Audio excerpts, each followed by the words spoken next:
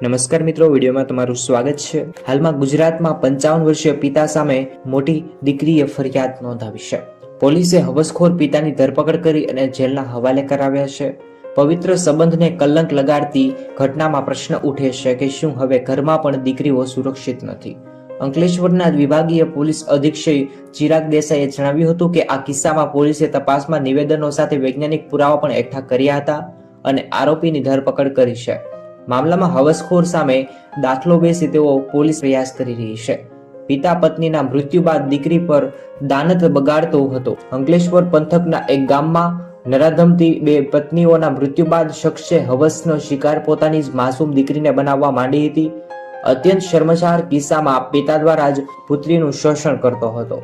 પિતા તરફથી મળતી શારીરિક અને માનસિક વેદનાઓથી કંટાળી અને બાળકી આખરે હાલ પોતાની સાવટી મોટી બહેન અને ભાઈની આપવીતી જણાવી અને આ બાબતે પોલીસ સુધી પહોંચી હતી। સગા બાપ સામે બળાત્કાર અને પોસ્કો હેઠળ અંકલેશ્વર રૂરલ પોલીસ મથકે ગુનો દાખલ કરાવ્યો હતો।